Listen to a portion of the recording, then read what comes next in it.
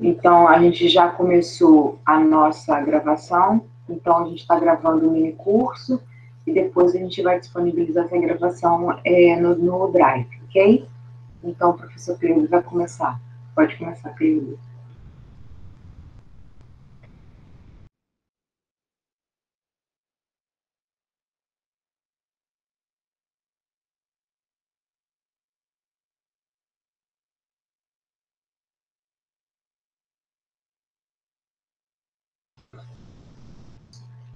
Cleudo, sua tela congelou, tá ouvindo aí?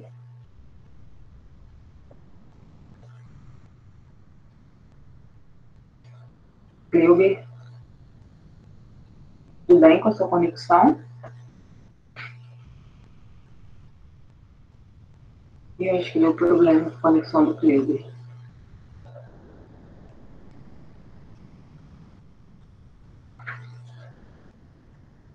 Acho que ele tá parado.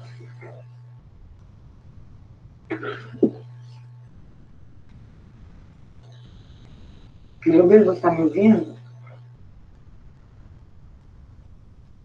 O Cleuber acabou de me dizer aqui que teve uma queda de energia lá na casa dele. Então, que ele caiu e está entrando novamente, tá? Então, só peço que vocês aguardem mais 2 minutinhos, e aí ele vai conectar novamente. Aí, acho que ele voltou. Tudo bem, Cleuber? Calma aí.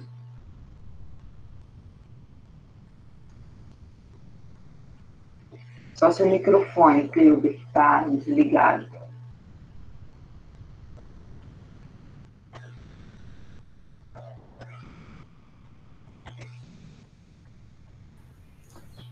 Foi.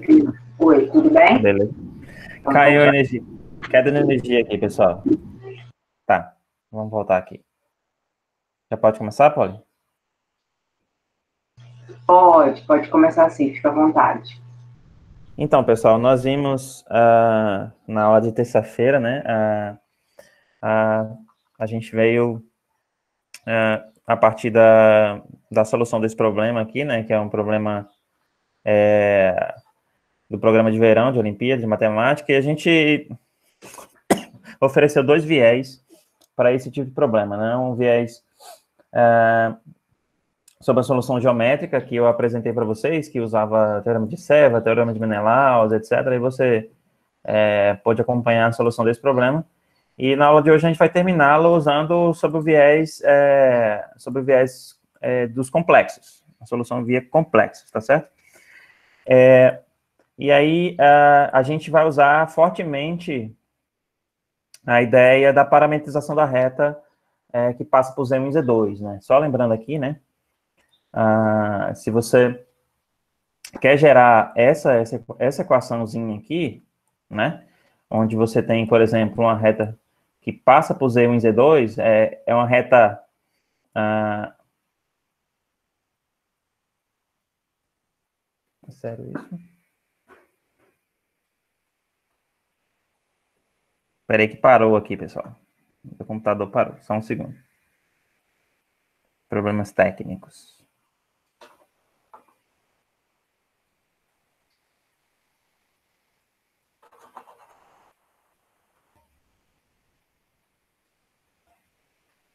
Poliana? Agora foi. Tá todo mundo me ouvindo? Tudo bem? Então, é só apagar essa reta aqui.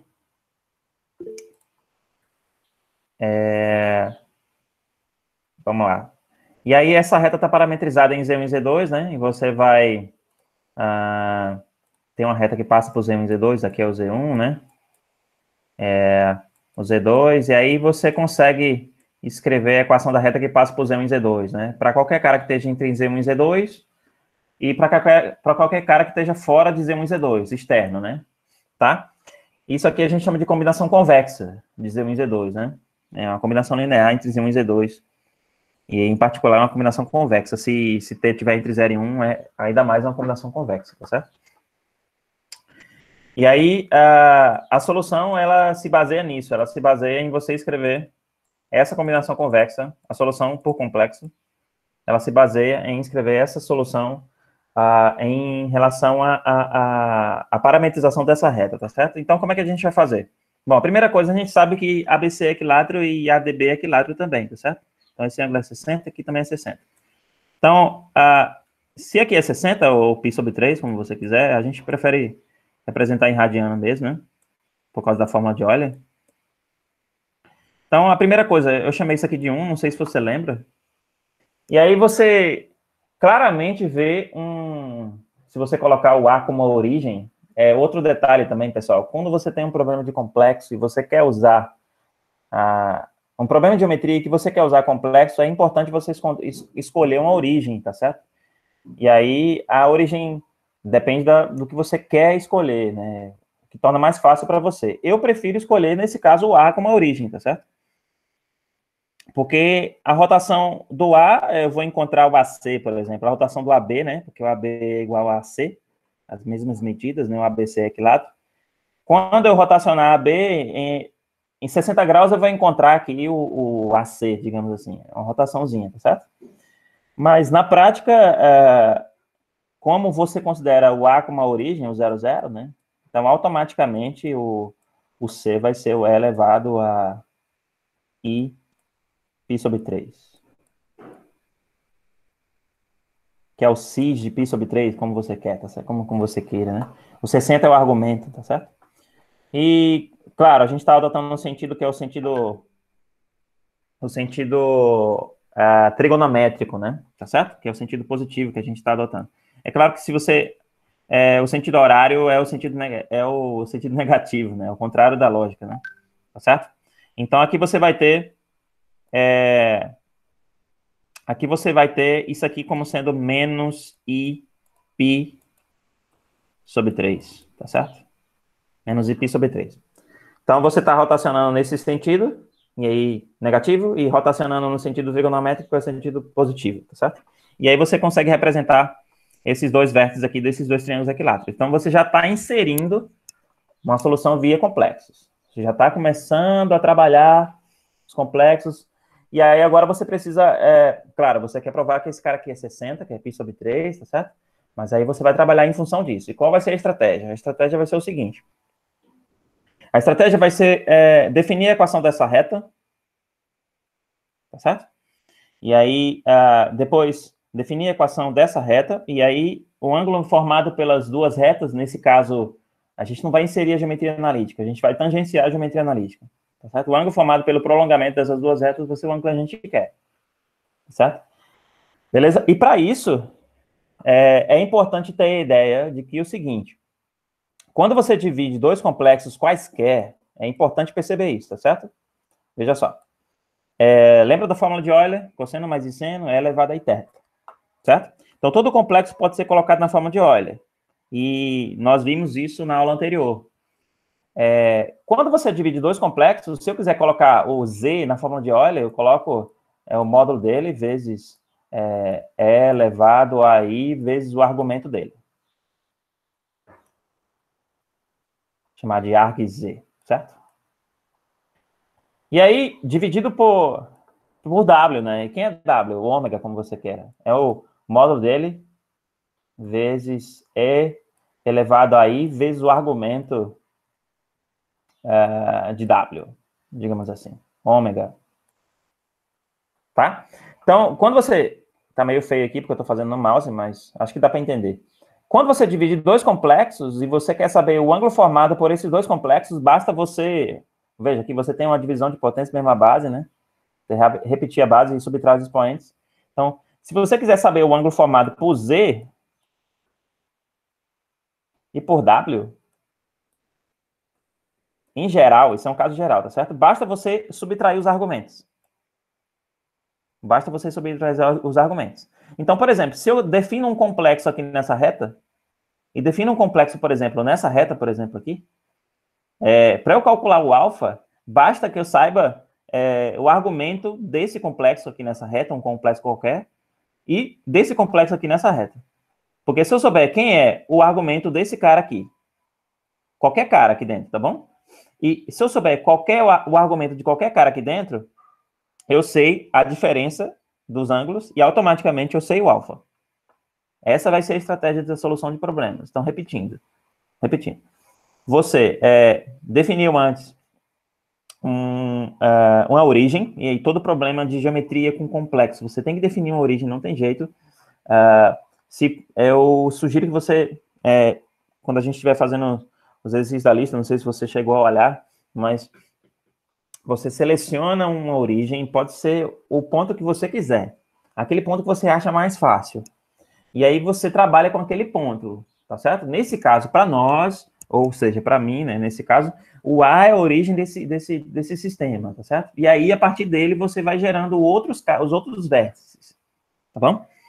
A segunda coisa desse problema é o seguinte, você tem em mente que quando você quer calcular um ângulo formado por duas retas em complexo, digamos assim, dois caras complexos, basta você subtrair os argumentos dele. Diante disso, de posse disso, a gente pode resolver o problema agora de fato. Veja. Esse N aqui, vamos lá. Quem é esse N? É justamente, veja, lembra que a gente falou da parametrização da reta? Z1, né? Z1, deixa eu apagar aqui, para a gente não ficar tão poluído. Vou apagar aqui. Não ficar tão poluído. Aqui. Vamos fazer aqui as continhas. Vamos lá. Minha borrachinha tá indo quase que eu apago aqui. Vamos lá aqui. Tá, acho que aqui dá para fazer. Veja. Então, você tem o vetor AC e tem o vetor AN, certo? Então, perceba que o vetor AN, porque a gente sabe que o complexo é um vetor, tá certo? O vetor AN é um múltiplo do AC, tá certo? Você sabe disso. Então, como é que aparece esse N? O que é o vetor AN? É o N menos A. Tá? Multiplicar T vezes o vetor AC. O vetor AC é o E elevado a π sobre 3. Então, T vezes E elevado a π sobre 3. Tá? Então, como A é a origem, aí você já define o N. Olha que legal. O N vai ser igual a T vezes E elevado a π sobre 3. Se você quiser usar a ideia da parametrização, né? Lembrando que Z é igual a T Z1 mais a parametrização convexa, né? Mais 1 menos T Z2, basta você assumir que o Z, ou se você quiser, né? 1 menos T Z1 mais T vezes Z2, né? Você pode trocar esse 1 menos T por, a diferença é que ou vai dar dentro ou vai dar fora, certo? Mas você pode assumir o Z1 como sendo, por exemplo, para dar certo aqui, para ser o T, né? Você pode supor que isso aqui é 1 menos T vezes Z1, e o Z1 é o 0, 0. E mais T vezes Z2, e o Z2 é esse cara aqui, ó, é o C. E aí você chega na mesma ideia, tá certo? Você chega aqui, N é esse cara aqui, como a gente já tinha chegado antes, tá certo? Esse é o N. Como a gente já tem o N, as coordenadas de N, e tem as coordenadas do D, a gente consegue determinar a reta que passa por eles, pela parametrização de novo, tá certo? E aí, a reta que passa por eles é uma reta que pode ser escrita dessa forma. É a parametrização que nós conhecemos. Eita, apagou aqui. Deixa eu... vamos ver aqui. Isso, aqui. Essa é a reta que passa por ND. Foi de novo aqui, acabou apagando de novo aqui. Só um segundinho. Que é os recursos computacionais. Certo? Tá? Então, essa é a reta que passa por ND. Essa é a reta que passa por ND. Deixa eu identificar para você o que é cada coisa, tá certo? Veja, esse aqui era o N, que era o complexo, esse complexo aqui, essa reta aqui, ND.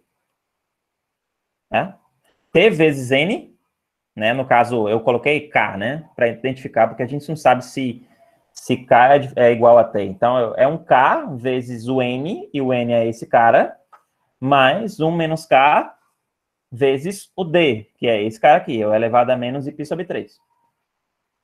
Tudo bem? Eu agora, veja só, acabamos de determinar a equação, entre aspas, a equação da reta ND, parametrizada, né, em complexos. E aí, automaticamente, eu consigo determinar a equação, ou a equação da reta parametrizada aqui, no caso de AM ou AP, como você queira, tá certo? Mas o primeiro eu preciso determinar quem é M. E para poder determinar quem é M, eu preciso fazer um sistema de equação. Eu preciso do sistema de equação, tá certo? Essa reta justamente aqui, alfa e π sobre 3 mais 1 menos alfa, considerando essa reta aqui, ó. Porque a gente sabe que o lado do triângulo é 1, tá certo? Tá? Então, aliás, desculpa, pessoal. Essa segunda equação aqui é a equação da reta BC. Veja, a equação da reta BC, esqueça o que eu falei. A equação da reta BC é essa segunda equação aqui, ó. Tá certo? Tá?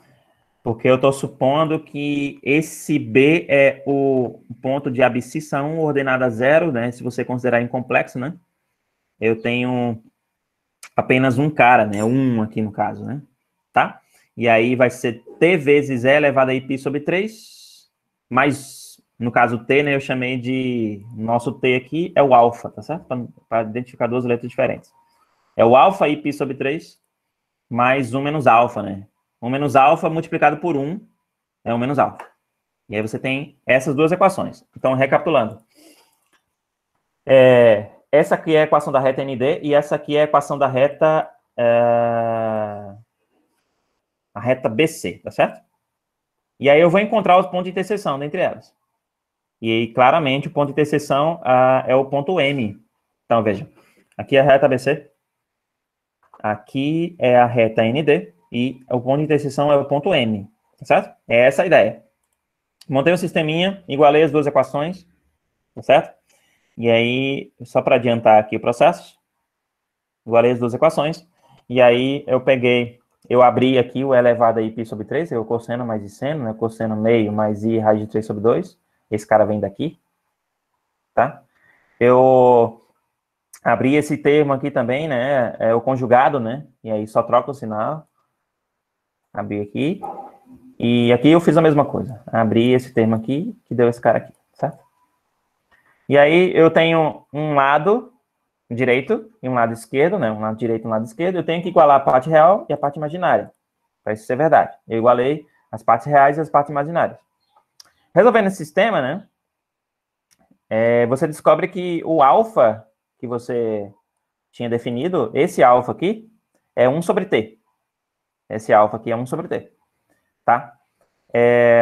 De posse disso, de posse que o alfa é 1 sobre t, você tem a equação, entre aspas, a equação do ponto de interseção. A equação não, mas as coordenadas do ponto de interseção, que é o M.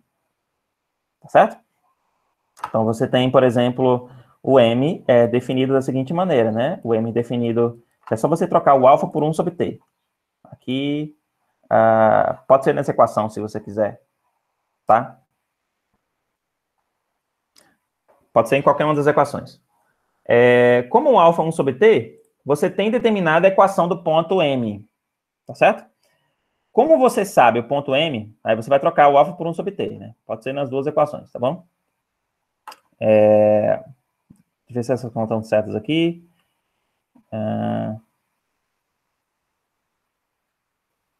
Deixa eu ver aqui, pessoal, para não estar errado aqui.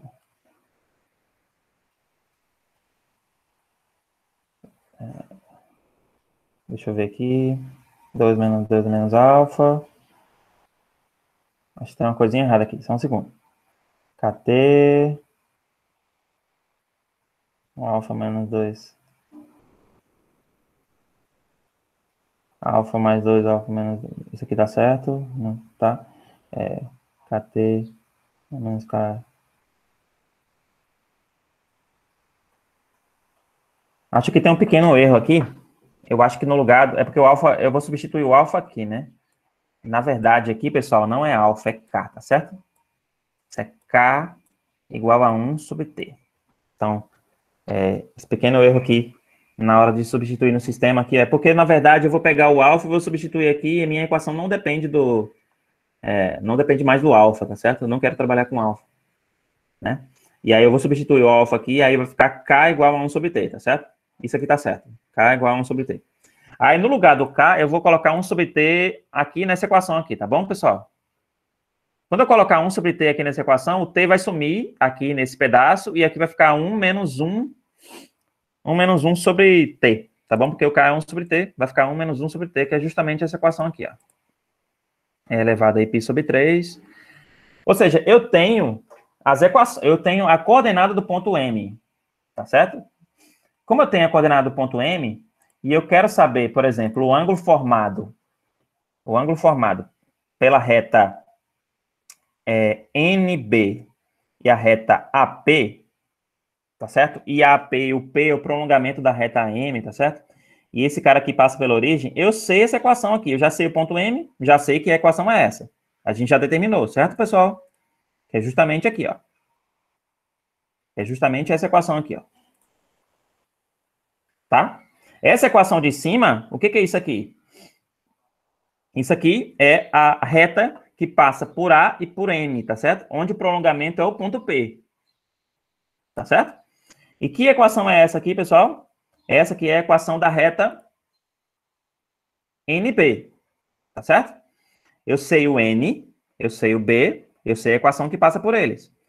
E como é que eu determino um ângulo formado por duas retas onde eu estou falando de complexos? Como é que eu determino um ângulo formado por elas? Lembra da ideia dos argumentos? É só dividir um complexo pelo outro. Eu sei o alfa. Então, na verdade, o meu alfa é o argumento da divisão desses dois complexos. Tá? É o argumento da divisão desses dois complexos. Então, recapitulando. Essa aqui, ó, o ângulo formado por CN e BM, tá certo? É a divisão desses dois complexos. A divisão desses dois complexos, você vai ter uma subtração de ângulos, que é o ângulo que você quer, que é o alfa. Certo? E aí, quando você multiplicar aqui dentro, e aí você tem esse termo aqui, menos esse termo aqui, sobre esse termo. Esse termo aqui, você sabe quanto dá, né? Um complexo mais o conjugado dele dá quanto, pessoal? Nesse caso, se você quiser abrir, pode abrir também, né? Um complexo mais o conjugado dele dá 2 vezes a parte real. E a parte real dele é 1/2 desse complexo aqui, ó. 2 vezes a parte real. E aí, 1/2 mais 1/2 dá 1. Tá certo? Menos 1 sobre T vezes esse termo aqui sobre o termo de baixo. Bom, agora você vai trabalhar um pouquinho esperto, tá certo? Veja só. O que interessa para você só é o argumento. Então, se você quiser, você pode... Isso é a matemática agora, tá certo? Mas eu vou dizer como é que você acha isso. Você vai colocar 1 sobre T em evidência, e 1 sobre T vai cair fora aqui, ó. Quando eu colocar 1 sobre T em evidência, ou se você quiser tirar o MMC, pode também, tá certo? Tirar o MMC, aí vai ficar T vezes, né? Deixa eu colocar aqui só as contas. T, só o de cima, tá? Menos elevado a menos π sobre 3. Tá? E embaixo vai ficar um T multiplicando esse fofinho aqui, tá certo? Esse T vezes elevado a π sobre 3 menos 1. Tá certo? Isso, deixa eu apagar isso aqui para não confundir vocês. Isso é as contas que dá só no numerador, tá certo? Essa conta aqui. Tá? Eu estou trabalhando só no numerador. E aí eu posso colocar esse T aqui para fora do argumento, porque eu só quero o argumento, então o meu alfa aqui é 1 sobre T do argumento de quem? De T menos E elevado a π sobre 3, menos aqui, né? Menos π sobre 3, sobre T vezes E elevado a π sobre 3 menos 1. E aí, se eu multiplicar em cima e baixo por E elevado a π sobre 3, o que vai acontecer? Quando eu multiplicar isso aqui por E elevado a π sobre 3, vai ficar E elevado a π sobre 3 vezes T. Quando eu multiplicar isso aqui por E elevado a π sobre 3, vai ficar 1. Tá certo, pessoal? Moral da história. O de cima, e o de baixo estão correlacionados. Percebe? Um é menos o outro, digamos assim, né? Se você multiplicar esse cara aqui por E elevado a π sobre 3, né? Vai ficar T vezes E elevado a π sobre 3. E aí vai ficar E elevado a π sobre 3 vezes E elevado a menos π sobre 3 vezes E elevado a π sobre 3, que é justamente o de cima. Moral da história. O de cima e de baixo estão correlacionados. Estão correlacionados. Nesse ângulo aqui, né? O π sobre 3. Ou menos π sobre 3, depende da rotação que você quer. Tá certo? Então, se você fizer as contas aqui, vai chegar nisso aqui, tá certo, pessoal? Fizer, repetindo, tirando MC, coloca o T para fora, e aí você vai ficar com T vezes E elevado a menos π sobre 3 sobre T vezes E elevado a π sobre 3 menos 1. Você multiplica em cima e baixo por E elevado a π sobre 3. Aí os termos vão ficar iguais. Veja, vai ficar E elevado a π sobre 3 menos... T vezes E elevado a π sobre 3 menos 1 sobre T vezes E elevado a π sobre 3 menos 1. Estou multiplicando em cima e baixo por E elevado a π sobre 3. Tá certo? Aí vai cancelar os dois caras aqui, ó. Aí o menos π sobre 3 aparece quando você sobe com ele, tá certo? Ele estava no denominador, você multiplicou em cima e baixo por E elevado a π sobre 3. Ele aparece aqui. Então, por que ele aparece negativo? Certamente porque foi a rotação, né? A rotação, para efeito de cálculo aqui, o negativo aparece aqui quando você rotaciona no sentido horário, tá certo? Mas o ângulo formado por esses dois caras aqui é justamente o π sobre 3, que é o que a gente quer. Tá certo? E essa é a solução por complexo. Só por complexo, tá certo? Só recapitulando aqui todo o processo de solução de problemas aqui para vocês não ficarem voando, tá certo? Vou só recapitular aqui o que eu fiz, tá certo? Primeiro, eu considerei uma origem. Depois, eu selecionei esses caras. Selecionei não, né? Eu determinei quem são os vértices C e D. Depois, eu calculei o N pela parametrização da reta. Depois, calculei o ND, tá? Por outra parametrização. Calculei a equação da reta, entre aspas, a equação da reta BC, fiz um sistema e encontrei as coordenadas do ponto M. Descobrimos que K era 1 sobre T. Trocamos o K por 1 sobre T aqui. E descobrimos, entre aspas, as coordenadas do ponto M.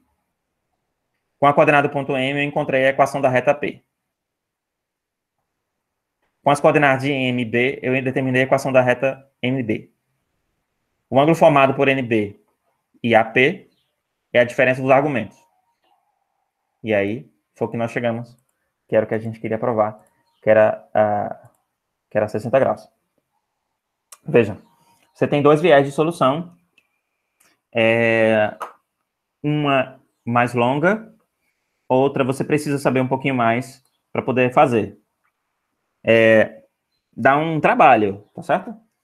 Dá um trabalho. Os dois dá trabalho. Mas, o que eu acho que tem que ter um conhecimento extra, claro que é a solução por complexo. Tem que ter um conhecimento extra, até porque nem todas as pessoas veem nas suas graduações uma aplicaçãozinha de complexo em geometria.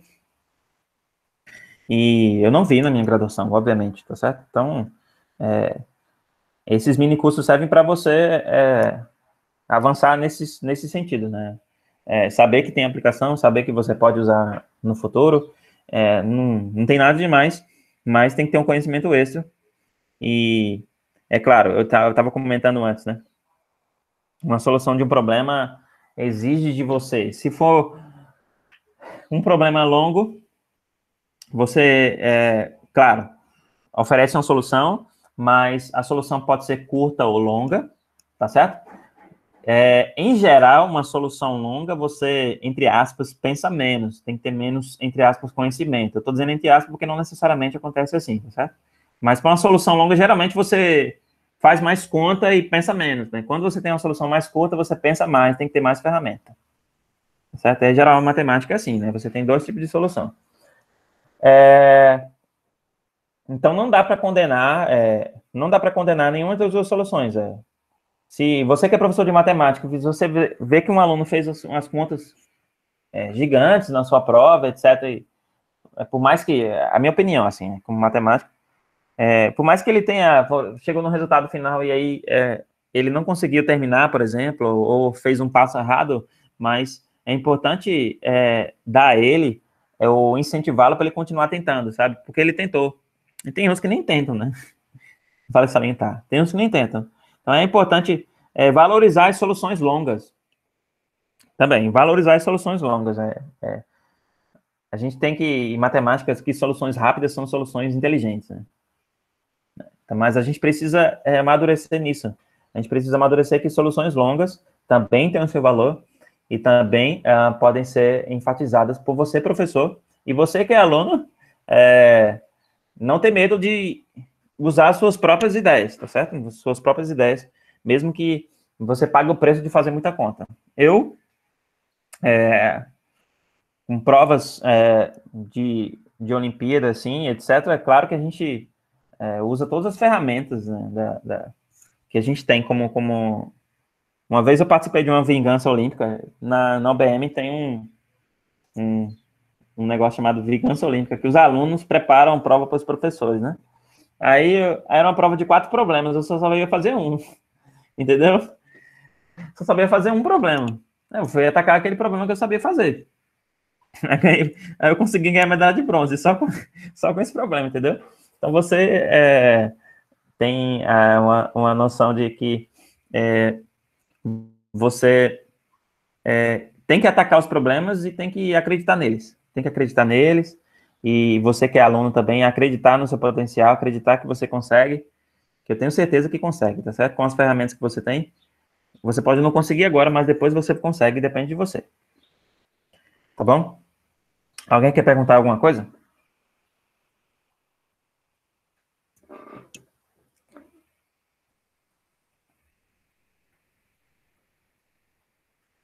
Tamo junto, Humberto.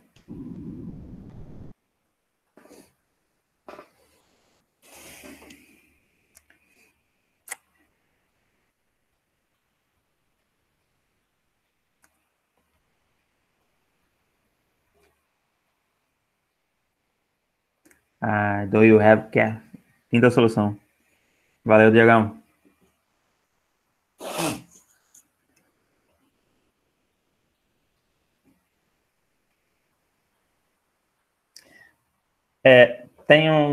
Já que não surgiu perguntas, vejam só.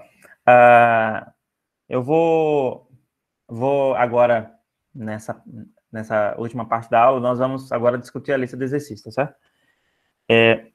Poliana, o link do Drive não está abrindo, poderia mandar novamente? Gabriele mandou aí, Poliana. Enquanto Poliana manda aí, pessoal, vamos agora pensar um pouco do que a gente vai fazer agora, tá certo? Veja, você pode me perguntar assim, professor, o senhor trabalhou um conteúdo muito específico e que eu dou aula, por exemplo, no Enem, por exemplo, ou dou aula em escola pública, municipal, que a gente não vê, muitas vezes não dá complexo, né, para os meninos, né? Como que eu vou abordar isso em sala de aula? Hoje em dia isso é muito complicado, tá certo, pessoal? É muito complicado. Pessoalmente, eu acho que depende da turma. Depende da turma. Eu já dei aula em projeto social, isso aqui é um compartilhamento meu, tá certo? Eu dei aula em projeto social chamado Colibri, que os alunos eram extremamente interessados, né? Claro que e era um projeto social para alunos de escola pública. Claro que tinha uma seleçãozinha para eles entrarem e tal, mas extremamente interessados. Então, depende do interesse da turma, entendeu? Eu sei que é raro, mas, por exemplo, você não sabe onde você vai dar aula amanhã. Você não sabe se vai, por exemplo, dar aula em uma escola particular que exige isso, entende ou não? Então, é bom ter isso como ferramenta. Sim, você ter em mãos uma ferramenta matemática para desenvolver caso você vá trabalhar num lugar, porque o professor trabalha em vários lugares. Então, uma ferramenta que você tenha, por exemplo, você vai fazer uma prova de aula, entendeu? Uma prova de aula, e aí você ter nas mãos essa ferramenta é muito interessante para o avaliador, certo? Muito interessante. Isso na perspectiva do avaliador, mas, por exemplo, na perspectiva de, tipo, você não sabe onde vai dar aula amanhã, você não sabe se você vai para o IFE, você não sabe se você vai para o Ceará, você não sabe onde você vai dar aula, né? As suas escolas no Ceará, por exemplo, são bem... Eu sou pernambucano, mas o Ceará tem uma gama de escolas muito boas que preparam para muitos lugares, etc. Então, você não sabe onde você vai parar. Então, é importante, é por isso que eu estou dizendo, é importante você ter em mãos, professor. Você que é aluno, é importante saber mais matemática. Cada vez mais saber matemática, buscar mais. Eu sei que tem as dificuldades inerentes, mas é importante saber mais matemática. Por que é importante saber mais matemática? Porque vai fazer de você um profissional melhor, é claro. E não ter medo de encarar os problemas difíceis. É essa a ideia. Não ter medo de encarar os problemas difíceis. Ah, professor, isso é muito difícil, eu nunca vi isso na minha vida. Então procura, vai atrás. Você tem todas as ferramentas. Eu sou um pouquinho mais velho, eu tenho 33 anos, mas você tem todas as ferramentas. Assim, você pode ir na biblioteca, você pode usar a internet, você pode perguntar aos professores. Todos os professores são capacitados para isso. Se ele não souber, ele vai dizer que não sabe, vai procurar. E assim vai. Tá certo? Então, por isso que, mesmo que você não vá aplicar agora, você que é professor, mesmo que você não vá dar aula na escola municipal ou estado, né? Você não vai usar nas suas turmas, mas é importante ter esse conhecimento. Esse conhecimento faz você um profissional melhor. E caso você pegue, por exemplo, futuramente uma turma de OBNEP, eles vão te exigir isso. Entende? Aluno que gosta de matemática, aluno de ensino médio que gosta de matemática, são raros. Mas quando gosta, gosta muito, entende? É um nicho pequeno. Mas quando gosta, gosta muito. E você vai ter que dar água para ele beber dessa sede, entendeu? Matar a sede dele, de matemática. E por que eu estou discursando assim? Porque na próxima discussão que nós vamos fazer agora, em relação à solução dos problemas, eu vou colocar um aluno para falar, que está entre vocês, chamado João Arthur. Deixa eu contar a historinha do João aqui, tá certo? João, eu posso contar aí a história aí? Beleza. Ó, o João, eu conheci ano passado, na Olimpíada de Matemática dos Institutos Federais. Ele é do Instituto Federal do Rio Grande do Norte, tá certo? Aí eu fui dar um mini curso durante a competição que teve lá no IFE, né, no IFE Campo Centro. E eu dei 2 mini cursos. Eu dei 2 mini cursos em um só, na verdade, foi assim. Um professor faltou, eu socorri lá. Aí, esse menino, muito interessado em matemática, eu pensei, pô, esse cara aí é igual a mim quando eu era do ensino médio, assim, quando eu era da escola e tal. Aí, e aí, na hora da correção das provas, eu vi que ele tinha ganho ouro, né? Assim, ele foi medalha de ouro nos Institutos Federais, ele compete matemática lá no estado dele e tal. O lance aqui é o seguinte, esse garoto é do ensino médio, tá certo? Então, é um garoto que tem sede por matemática, é só um exemplo, né? Um garoto que tem sede por matemática, e eu tô incentivando ele a fazer matemática, né? Mas é ele que vai decidir. Eu tô incentivando ele a fazer matemática, e... tá rindo, né, safadão? Estou incentivando ele a fazer matemática, e ele é um dos exemplos, dos vários exemplos que deve ter aí no grupo, que eu não sei como está todo mundo aí, ele é um dos vários exemplos de um aluno que quer aprender matemática, você que é professor e você que é licenciado, entendeu? Como é que você vai dar de beber um cara desse? Entendeu? Falando de matemática, ele é naturalmente assim, tá certo? Tá bom? É por isso que... Aí, por que eu tô falando dele? Porque agora nessa sessão, eu vou descompartilhar a tela e vou compartilhar outra tela, tá bom? Agora nessa sessão, eu vou olhar para os problemas, eu vou dar a minha solução e vou olhar para o viés da solução do João. E vou deixar que ele fale, tá certo, pessoal? Tudo bem para vocês? Vou deixar que ele fale. Ele agora vai falar a solução dele. Eu nem vi se tá certo. Nem vi direito, João. Mas eu acho que tá certo. Eu olhei por alto assim, eu acho que faz sentido, tá certo? Então, vamos embora aqui. Eu vou compartilhar a tela aqui. Vou interromper essa e vou compartilhar outra. Deixa eu abrir aqui. Só um segundinho, pessoal.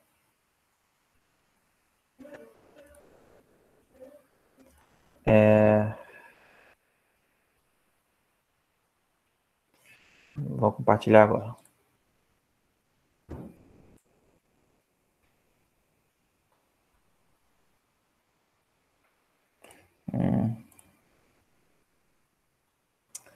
Tá dando para ver, pessoal? Deixa eu botar uma telazinha aqui. Ver se dá para ver aí. Tá dando para ver sim, Pedro. Tá certinho. Show. Vê se Veja de só. repente consegue aumentar um pouquinho a fonte. Só que a Tá. gente lembre, ó. Beleza. Dá um. Deixa eu aumentar aqui.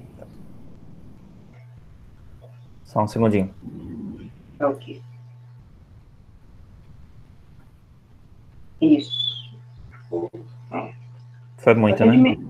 Pode diminuir um pouquinho. Isso. Já Foi. ficou ótimo. Ótimo. Vamos no read mode aqui. Modo leitura. Veja só. O problema 1 era um problema de uma competição de matemática chamada Putnam. Competição famosa, tá certo? Nos Estados Unidos. Só falar um pouquinho dessa competição. O Putnam, eu acho que foi criado em 1940 e pouco, eu acho. Eu li que foi em 1940 e pouco. Para premiar alunos que vencem nessa competição, tem prêmio em dinheiro, né? Isso que eu lembro, tem prêmio de bolsa, universidades, etc. E é uma competição entre universidades, tá certo? Entre universidades. E aí eu lendo a história do John Nash, do A Mente Brilhante lá, o John Nash não ganhou a Putnam, certo? Não ganhou medalha na Putnam. É uma competição boa de se ver, assim, boa de fazer os problemas. Nas minhas referências, no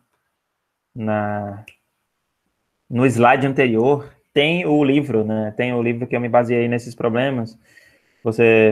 O autor é o Razvan Jelka, certo? Tá? Então, como é que é a solução desse problema? Você tem um hexágono inscrito em um ciclo de raio R, tá?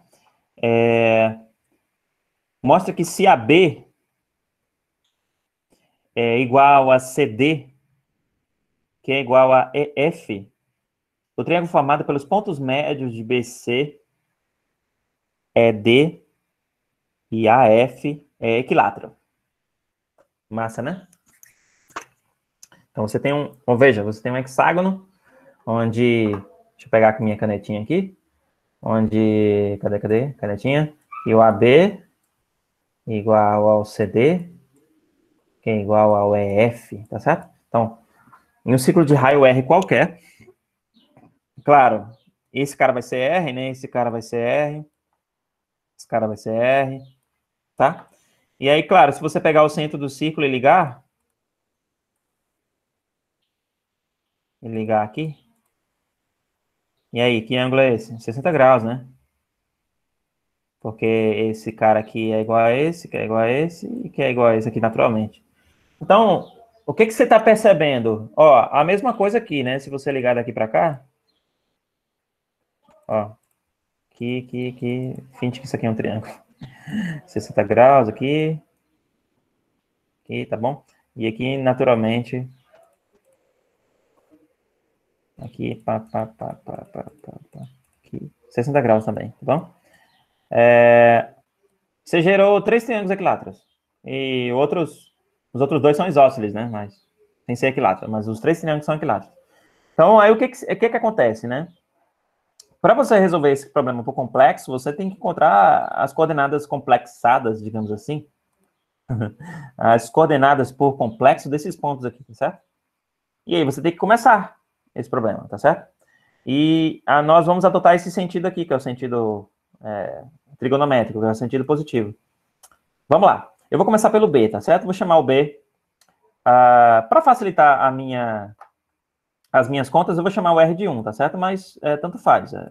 Você pode chamar o R de qualquer coisa, e no caso, se o R for qualquer coisa diferente de 1, vai ser um R vezes E elevado a θ aqui, tá bom?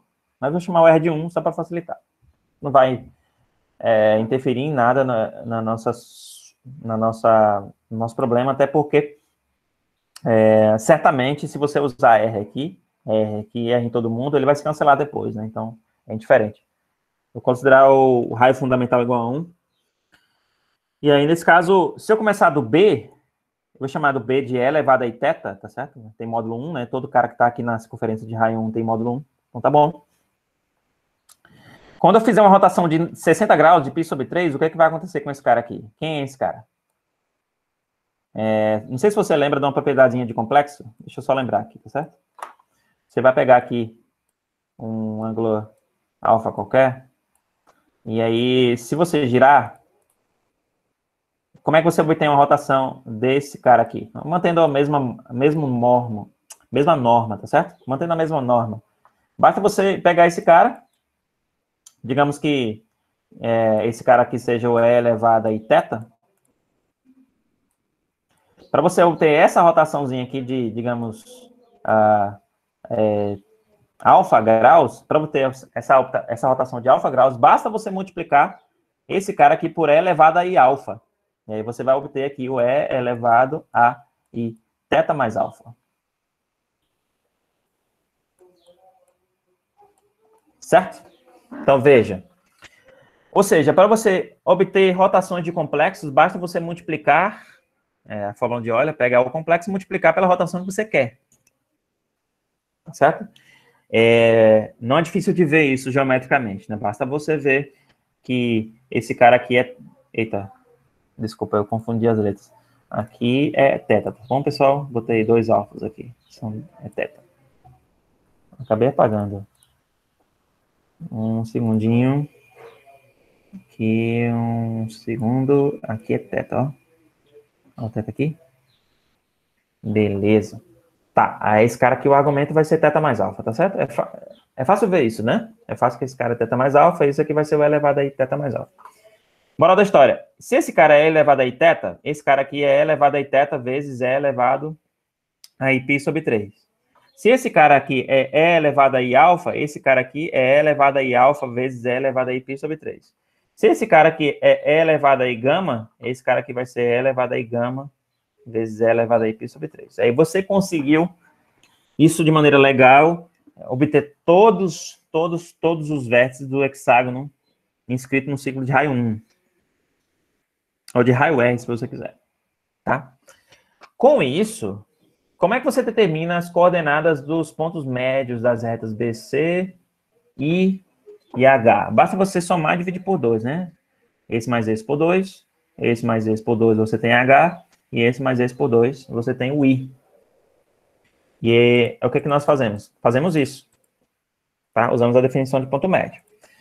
Daí, para facilitar as contas, eu chamei o elevado a I θ de A, só para facilitar as contas. Na verdade, para não ficar tão poluída as contas.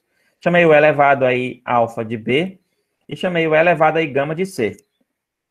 Eu troquei, né? E aí ficou as coordenadas de G e H. Bom, eu quero saber, veja só, eu quero saber o ângulo formado. Veja a ideia que nós temos para resolver esse problema.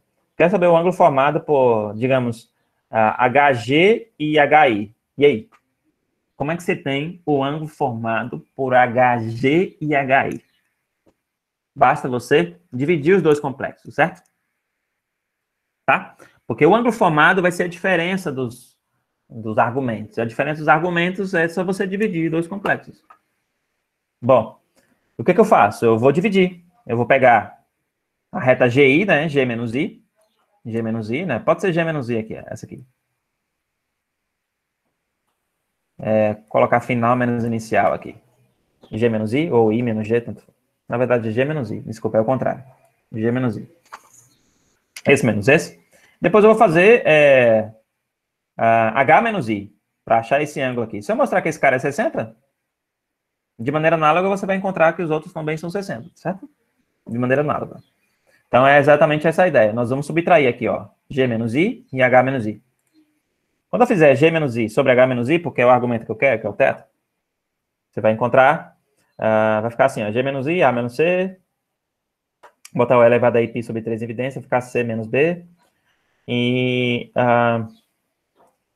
Aqui é a mesma coisa, né? H menos I vai ficar B menos C. O E elevado a π sobre 3 vai ficar E elevado a π sobre 3, A menos B, tá vendo? Que é essa parte de baixo aqui, certo? E aí eu vou dar uma ajeitadinha, né? Vou multiplicar aqui dentro. Tá? Quando eu multiplicar aqui dentro, vai ficar somente o A, o B vai ficar multiplicado por E elevado a π sobre 3, e o C vai ficar menos C mais C vezes E elevado a π sobre 3, tá certo? Então, o que vai acontecer? Vai ficar C vezes E elevado a 2 e π sobre 3. Lembrando que o cosseno de 120 é menos meio, né? Quando você fizer menos 1 mais meio, vai ficar menos meio, tá certo? Por isso que aparece o elevado a 2 e π sobre 3. Da mesma forma aqui, né? Se eu multiplicar aqui dentro, vai ficar A vezes E elevado a π sobre 3, que é esse cara aqui. O B, veja só, o B vai ficar B menos B que multiplica E elevado a π sobre 3. Então, vai ficar B vezes E elevado a 5π sobre 3. É o 300, né? O cosseno dele é negativo, né? Não, o cosseno dele é positivo. E o seno dele é negativo, né? E é justamente isso que vai acontecer, né? Vai ficar B menos meio, 1 menos meio dá meio. E o C, a parte imaginária vai ficar menos raiz de 3 sobre 2. É justamente esse cara aqui. Mais C, que tá sozinho. Mais C não, menos C que tá sozinho aqui. E o legal, pessoal, é que se você multiplicar em cima e embaixo por... Veja, se você multiplicar esse cara aqui por π sobre 3... E aí, pessoal, o que vai acontecer? Quando você multiplicar esse cara por... Desculpa, aqui tá errado. É E elevado a π sobre 3, tá bom, pessoal? Quando você multiplicar esse cara por E elevado a π sobre 3, vai ficar A vezes E elevado a π sobre 3, menos B vezes E elevado a 2 e π sobre 3, que é... Veja, um é menos o outro, tá vendo aqui? Ó, quando você multiplicar esse cara aqui por E elevado a π sobre 3, E elevado a π sobre 3, E elevado a π sobre 3, vamos fazer devagar, tá bom? Ó, vai ficar A vezes E elevado a π sobre 3. Aparece aqui embaixo. Vai ficar menos B que multiplica E elevado a 2 e π sobre 3. Que é menos esse cara aqui, né? Que é justamente esse cara, na verdade, é justamente esse cara aqui, né? O E elevado a 2i π sobre 3 é menos... porque o E elevado a 2i π sobre 3 é menos meio, né? Mais i raiz de 3 sobre 2. O E elevado... Que letra feia, peraí. O E elevado... Agora vamos para a caneta. O E elevado a 5π sobre 3 é o cosseno mais de seno. O cosseno, pessoal, o cosseno de 5π sobre 3 é mais, menos, menos, mais. É meio mais i... desculpa, menos não. Menos... Deixa eu desligar o WhatsApp aqui, tá me atrapalhando. Foi mal. Menos... Foi péssimo agora. Menos i raiz de 3 sobre 2. Agora foi, hein? Olha que legal. Um é menos o outro, né? Então, quando eu multiplicar isso aqui por E elevado a π sobre 3, fica A vezes E elevado a π sobre 3, menos B vezes E elevado a 2 e π sobre 3, que é justamente esse cara aqui, ó. Um é menos o outro, tá vendo? Os sinais estão trocados. E quando eu multiplicar o C vezes E elevado a 2 e π sobre 3 vezes E elevado a π sobre 3, dá E elevado a π, que é menos 1. E elevado a π é menos 1. Então, quando eu multiplicar esse pedaço aqui por E elevado a π sobre 3, é justamente o de baixo, pessoal. Tudo bem? É justamente o de baixo. Se eu multiplicar esse cara aqui por E elevado a π sobre 3, que é justamente o de baixo, e que vai cancelar, vai sobrar somente o argumento de E elevado a π sobre 3. Tá horrível isso. Mas tudo bem. Isso aqui é um E. Tá? Isso é... Qual é o argumento desse cara? Π sobre 3. E acabou. Se o teto é π sobre 3, analogamente, os outros também serão, né? Se você fizer a mesma conta, por simetria, vai dar π sobre 3 também. E aí você mostrou que é equilátero. Massa? Essa é a solução do problema 1, por complexo. Eu tentei pensar um pouquinho, mas não deu tempo para pensar, tá bom? Talvez seja para as próximas vezes eu tentar pensar em como seria por geometria plana. Tá bom? Beleza? Agora eu vou mutar. Eu vou mandar isso aqui no Drive, tá bom, pessoal? Eu vou mutar a minha fala e vou deixar o João falar. João, tá por aí?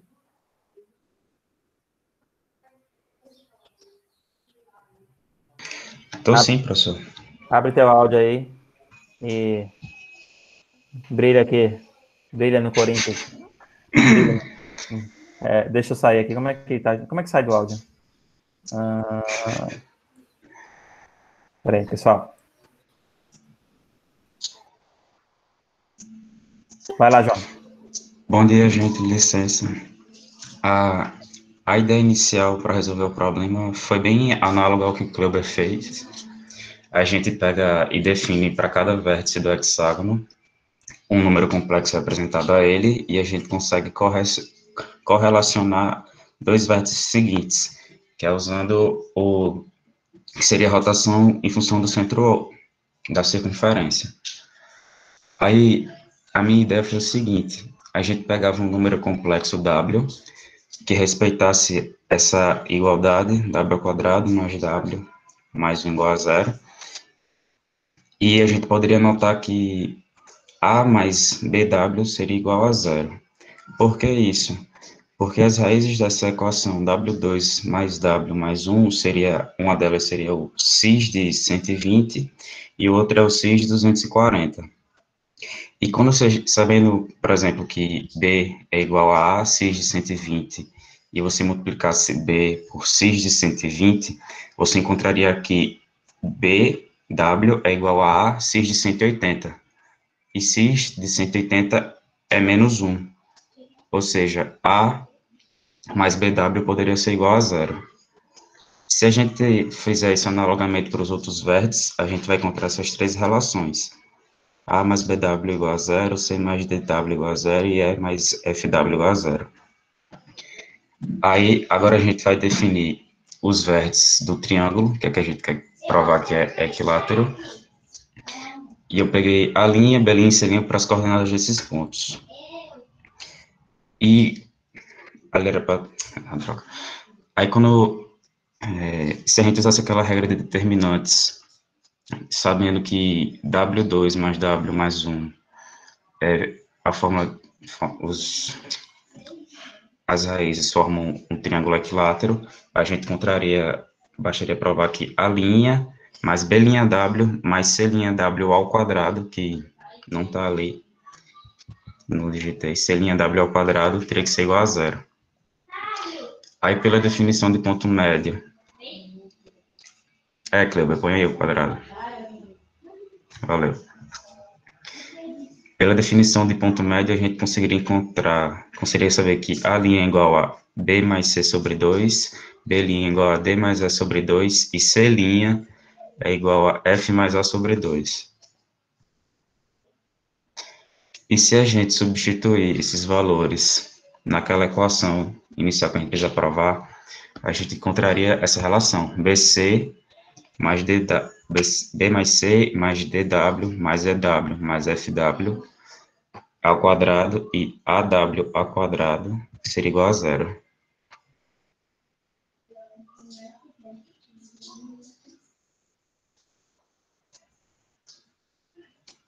Que estranho, mas expoente não saiu nenhum. Aí, se a gente substituir a partir daquelas igualdades que eu encontrei lá em cima, A mais BW igual a zero, C mais CDW igual a zero e E mais FW igual a zero, você vai conseguir perceber que ficaria B menos DW mais DW, FW ao quadrado mais FW ao quadrado menos BW ao cubo. E W ao cubo é igual a 1. Logo, toda essa soma zeraria e a gente provaria que o triângulo é equilátero.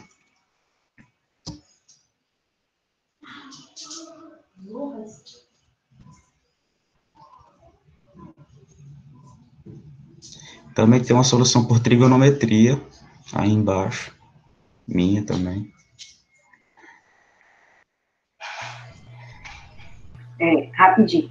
João, se você tiver feito, escrito, ou tiver essa solução de alguma forma, você também consegue compartilhar a tela para que todo mundo consiga visualizar ou, de repente, acompanhar o seu raciocínio. Da mesma forma como que eu mesmo compartilha, você também consegue compartilhar. Tem que pegar o arquivo aqui, então. Tá? Porque, de repente, você fez isso de alguma forma, daí, às vezes, Peraí. tá mais fácil. Vou pegar aqui o arquivo. Aí dá para fazer isso. Eu te oriento aqui e você compartilha com todo mundo. Mas como é que faz isso, né? Tá. Na realidade, Kleuber tem que parar a apresentação dele. Kleuber parou aí? Parei. Aí, parou, então. Aí você vai aqui, João. Quando você passa o mouse aí, aparece aí embaixo, assim, apresentar agora. Sim. Você viu? Então, aí você clica em apresentar agora. Aí, quando você clica, aparece assim, uma janela, por exemplo. Achou? Não é errado, achei, mas não tá permitido, não. Quando você clica em uma janela... Mas aí o seu arquivo tem que estar aberto. Sim, mas ele não está permitindo, não. Não está permitindo? Não é possível compartilhar a tela. Estranho, porque teoricamente era para estar permitindo. Porque se seu arquivo está aberto, era só você clicar no arquivo. Não, Lígia, não é porque nem foi Kleuber que abriu a sala. Quem abriu a sala fui eu, Lígia. Por isso, entendeu? No Meet, qualquer pessoa pode compartilhar. Tá vendo? Foi. João conseguiu. Foi. O Meet Foi. é diferente. Aí, tá vendo? Aí... Vocês estão vendo? Isso, estou vendo, João. Aqui aí acho que fica mais fácil, de repente, acompanhar o vídeo que você fez. Eu ainda acho que eu deveria abrir no... mas eu não tenho o Adobe, Mas a principal ideia dessa questão era você perceber que isso aqui acontece para W sendo sig igual a 120. Porque se a gente fosse... Peraí.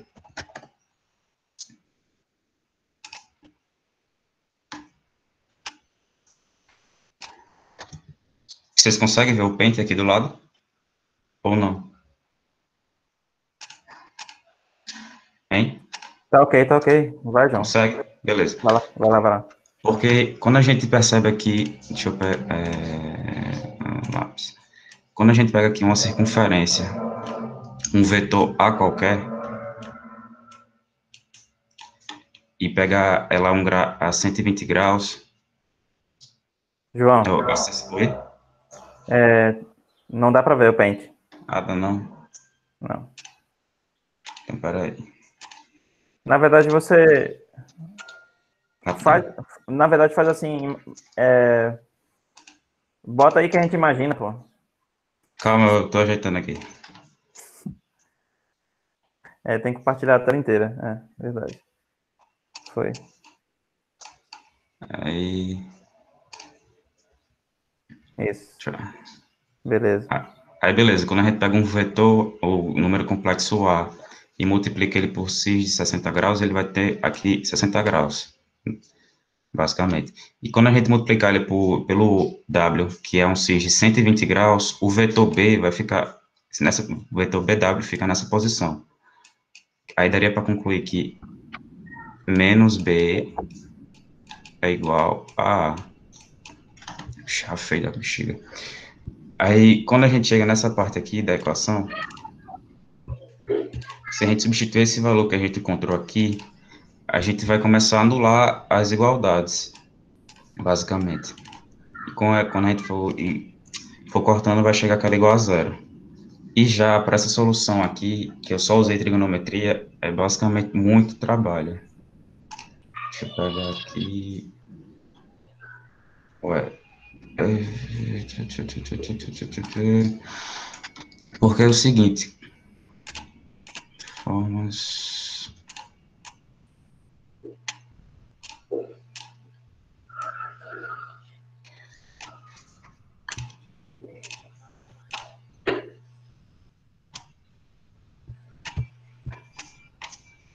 O que eu procurei fazer para essa questão na parte de trigonometria foi, a partir de O, eu traçava essas retas aqui.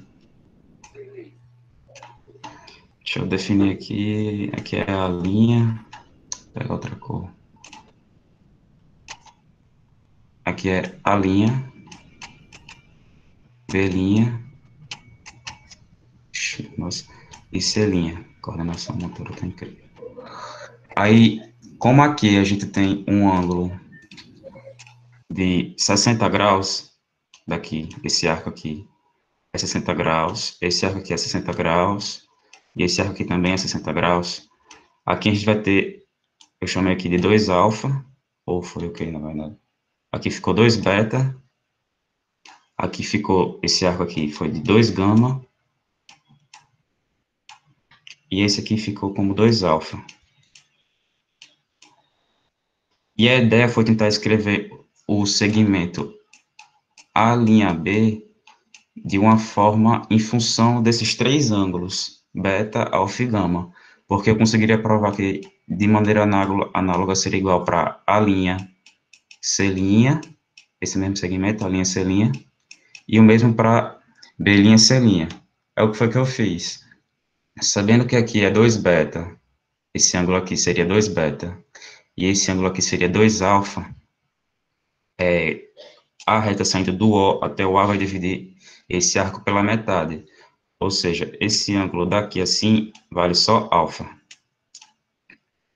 E de mesma ideia, se a gente dividir esse ângulo aqui só vale, esse ângulo aqui só vale beta e esse aqui só vale gama. E como esse aqui é um triângulo equilátero que vale 60. Outra coisa que a gente consegue perceber é que se aqui vale beta, essa reta aqui vale cosseno de beta. Esse distância aqui vale cosseno de beta. E essa daqui vale cosseno de gama. Se a gente for usar agora a lei dos cossenos, a gente vai encontrar, eu botei com R, mas encontraria aqui cosseno de beta ao quadrado mais cosseno de gama ao quadrado menos 2, R cosseno de beta vezes cosseno de gama vezes cosseno de gama mais beta igual a 60. Aí agora é só a gente começar a desenvolver. A gente transforma, já que a gente sabe que gama mais alfa mais beta é 90 graus, a gente consegue substituir gama mais beta mais alfa por 150 menos alfa. Gama mais beta mais 60. Fazendo substituições, a gente consegue agora transformar esse cosseno aqui, usando a lei dos cossenos, que vai ficar esse aqui. Aí você vai fazer a distributiva nisso, e vai encontrar esse aqui. Essa linha grande. Cosseno ao quadrado mais cosseno de beta ao quadrado, mais cosseno de gama ao quadrado, mais cosseno de alfa ao quadrado. Aí eu só defini umas letras aqui para enxugar mais na escrita final. E agora a gente consegue perceber também que se alfa mais beta mais gama igual a 90 graus, cosseno de alfa seria igual a seno de beta mais gama. Se a gente substituir aqui, nesse menos cosseno ao quadrado, um deles, seno de beta mais gama, jogar a lei, abrir com o seno da soma e substituir, você vai encontrar que você consegue escrever AB em função dos três ângulos, beta, gama e alfa. E se você fizesse de maneira análoga para os outros dois lados, você vai encontrar essa igualdade. Basicamente foi essa a ideia. Preferi trabalhar com os números complexos, foi bem mais rápido, apesar que não foi minha primeira solução. Foi massa, meu irmão. Que é isso, professor? Foi massa. Pessoal, aplaude o cara aí, velho.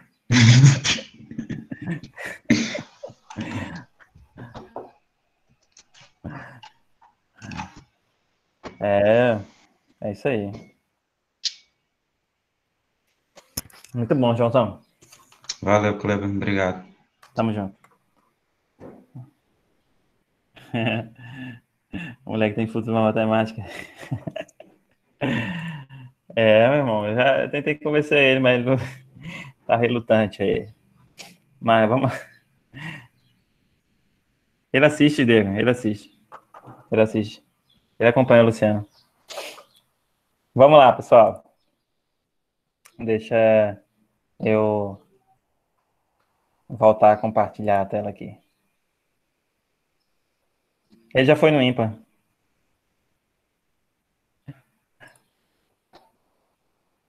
Tá faltando só. Foi não? Ah, tá bom.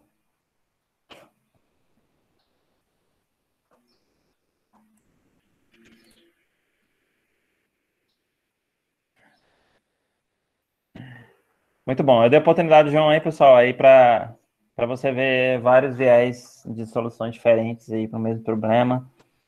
Eu acredito que isso enriquece a aula, enriquece o que nós estamos fazendo aqui, né? Acho que é extremamente importante dar espaço para os alunos. Você que é de aluno de licenciatura, é extremamente importante dar espaço para os seus alunos seguirem em frente, né? É claro que um aluno como o João, ou outros, existem muitos outros, eu usei ele como exemplo, né? Existem muitos outros. É claro que um aluno como o João tem uma... Para você gostar de matemática, tem um fator interno, né? É mais interno do que externo, certo? Quando você enfrenta um problema de novo, quando você enfrenta um problema difícil, aquilo ali, para um aluno como esse, ou muitos outros como ele, um problema difícil é um problema estimulante, tá certo? Quanto mais difícil, melhor para eles, né? E a gente tem que saber lidar com esse tipo de aluno assim. Você que é professor tem que saber lidar com esse tipo de aluno, dar uma atividade extra para ele, né, dar coisas extras para ele trabalhar, porque existe muita parcela de inteligência, mas é muito trabalho também em si, né? A gente fala que, pô, o cara é de matemática, ele sabe muita matemática, mas não sabe quanto tempo ele trabalha para aprender matemática, né? Mais de 10 horas por dia, 12 horas por dia, não sei quantas horas você estuda, mas você tem que dar espaço para um cara desse, tem que dar espaço para um cara que está querendo matemática, e a gente está falando com um grupo seleto de professores de pessoas que querem aprender matemática, tá certo, pessoal? Tem que dar espaço para ele mesmo. É por isso que eu sempre vou dar, tá? Beleza aí para esse problema? Alguém tem alguma sugestão?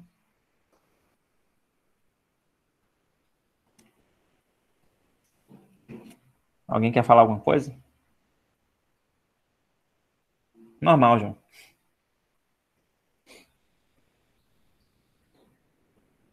Verdade, Romano. Não vai perder, não. É muito importante, cara. É muito importante dar essa... Existem tantos outros, né? Tantos outros. Então, não dá para perder isso, tá certo? Ninguém quer fazer algum outro comentário adicional? Podemos ir para o próximo? Vamos lá, então. Ninguém falou nada? Então, vamos lá. Deixa eu apagar mais ou menos aqui, só para ficar legal.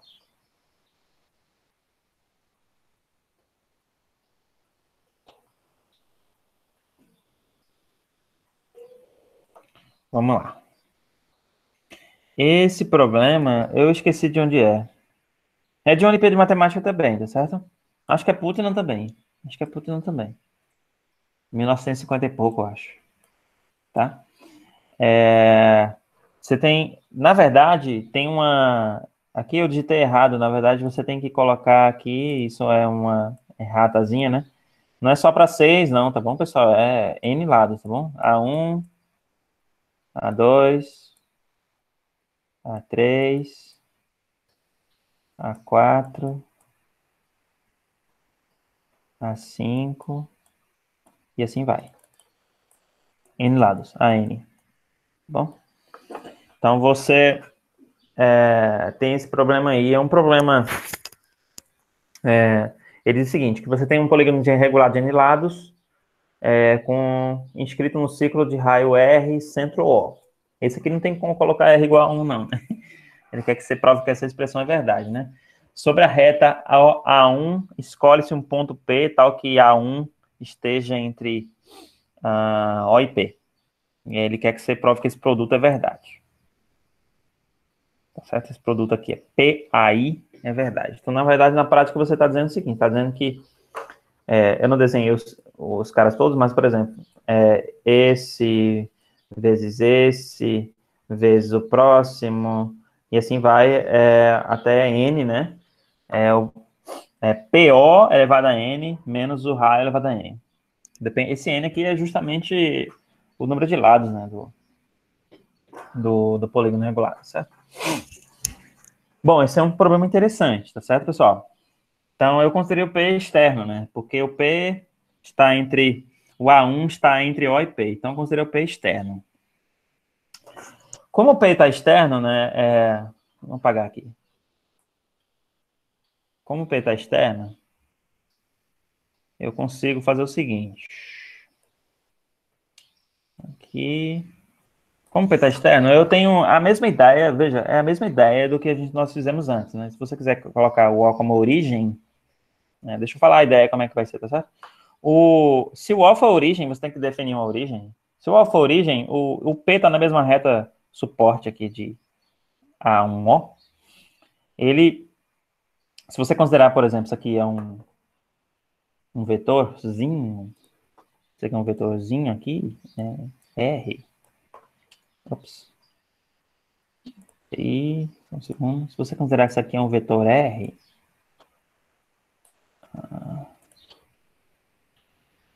eu acho que agora foi. R. Se você considerar que isso aqui é um R, né? Esse cara aqui vai ser um múltiplo de R, certo? O OP. E eu chamei ele de XR. Esse X é um cara maior que 1. Um cara real maior que 1, tá bom? Pode ser TR, se você quiser. Então, P, as coordenadas de P é o XR ou TR, como você quer. Tudo bem até aí? Tá? Então, o que vai acontecer? Veja só. E quem é... Veja só. Então, eu sei que esse vetor aqui é um vetor XR, e aí eu vou calcular as distâncias, né? O produto das distâncias entre esse cara aqui, e assim vai. Eu quero o produto dessas distâncias. Então, eu estou falando como um complexo no vetor, eu estou falando de produto de distâncias. Então, na verdade, eu estou falando de produto de módulos, tá? Então, na verdade, é um produto de módulo de vetores aqui. E aí eu preciso caracterizar quem é cada AI desse. E a dica do problema é exatamente essa, né? Você tem um polígono regular de N lados. E como você sabe, olha que legal, como você sabe que esses caras, esses vértices estão num polígono regular de N lados, eles são raiz da unidade. Então, se você, por exemplo, chamar de epsilon, né? Eu coloquei epsilon aqui. Na verdade, eu já resolvi aqui embaixo, mas eu só estou antecipando o que vai acontecer, tá certo? Deixa eu chamar epsilon de cis, de 2π sobre n. Quem que vai ser o epsilon é elevado a n, né? O epsilon elevado a n vai ser o cis de 2π, que é 1. Então, moral da história, esse cara aqui é uma raiz da unidade. O cis de 2π sobre n, né? Uma raiz enésima da unidade. Tudo bem? A Letícia, eu acho que foi a Letícia que perguntou a aula passada, você pode representar isso aqui também por E elevado a 2π sobre... E elevado a 2π sobre n, tá bom? Você pode fazer isso também. A Letícia fez isso, perguntou na terça-feira. Tá? Você pode representar assim também, por E elevado a 2π sobre n. Tá? Mas tudo bem, vamos deixar no cis mesmo. Onde que eu quero chegar com isso? Porque cada vértice desse aqui é uma raiz da unidade. Então, eu vou representar genericamente... Veja, eu vou representar genericamente... Cada vértice desse, o AI, né? Cada AI desse, eu vou representar assim, ó, veja só. Vou representar por E elevado a I. Veja só, E elevado a I é o cis de 2... Vai confundir o I com... Vou chamar de K mesmo, né? Para não confundir o I com a unidade imaginária. E elevado a K é o 2 kπ sobre N, né? E aí, o que eu vou fazer com esse K, né? Como esse cara é uma raiz da unidade, eu vou fazer o K. Veja, antes a gente fazia o K de 0 até n menos 1, mas aqui eu vou fazer o seguinte, como são vértices de um triângulo, eu quero, de um triângulo, não, de um polígono regular, eu quero indexar no 1 aqui, para começar no 1, eu vou começar do K igual a 0, e, desculpa, foi mal, do K igual a 1, vou começar do K igual a 1, e vou terminar no N, tá? 1, 2, 3, porque aí eu pego para ficar os índices iguaizinhos, tá bom? Eu poderia começar no 0, mas aí os índices não vão ficar iguais. É só para ficar igualzinho com o índice daqui, tá bom? E aí, moral da história, como cada... eu coloquei I aqui na solução do problema, mas pode ser K, né? E, no caso, o produto vai ser... o produto vai ser de K igual a 1 até N, tá bom? Mas você tá ligado que isso aqui não é unidade imaginária, tá? Então, eu quero o produto dos módulos de XR menos R vezes E elevado a I, onde epsilon elevado a I é o si de 2i π sobre N, tá? Esse R aqui é o módulo, né? É o módulo de cada um, porque está centrado no raio R aqui. Se fosse 1, seria sem esse cara, tá? O módulo do produto é produto dos módulos. Botei o R para fora do módulo, vou multiplicar R várias vezes, para ficar R elevado a N. Do produto do X menos EI. Pessoal, o que é o produto de X menos EI, né? É o produto de todas as raízes enésimas da unidade, tá certo, pessoal? Se você, por exemplo, quer escrever... Isso aqui é um polinômio, né, de grau N, tá? Usando o método de decomposição de polinômios, você consegue escrever todo polinômio como produto de x menos as suas respectivas raízes, né? No caso, tá? Então, um polinômio de grau N aqui, usando o teorema da decomposição dos polinômios. Então, isso aqui esse produto aqui é o produto... Esse produto aqui é o x elevado a n menos 1. Esse cara aqui, ó. Né, usando o teorema da decomposição dos polinômios de grau n, tá bom? Como n raízes. E aí, moral da história, veja como ficou legal. R elevado a n vezes x elevado a n menos 1 é igual a p elevado a n menos r elevado a n. Ó, por quê? Porque, na verdade, rx é o PO, né? É o PO, e o r elevado a n multiplicando aqui dentro, você tem o que você queria, tá bom? Essa é a solução do problema número 2. Teoricamente, foi mais tranquilo que o anterior, né? Tá? Dúvidas? Quem não tiver dúvida agora, eu vou postar as soluções, aí você pode dar uma olhada, dar uma estudada. Quem não teve tempo de pegar e tal, pode dar uma estudada e tal, e fica tranquilo com relação a isso, tá certo? O meu amigo Diego aqui, que está no grupo aqui, vai publicar uma dissertação em breve que tem esse tema, tá bom? Nas minhas referências também tem os materiais do OBM e os livros que eu postei também. Tem muita aplicaçãozinha desses problemas de complexos em geometria, tá bom? Alguém tem alguma pergunta? Sério. Faz não.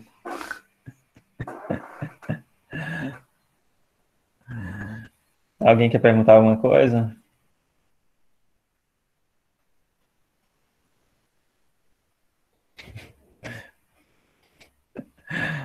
Diego. Alguém quer perguntar mais alguma coisa? Arthur, só sei que a dica de vetores matou ela para mim. Como assim? Em relação ao XR?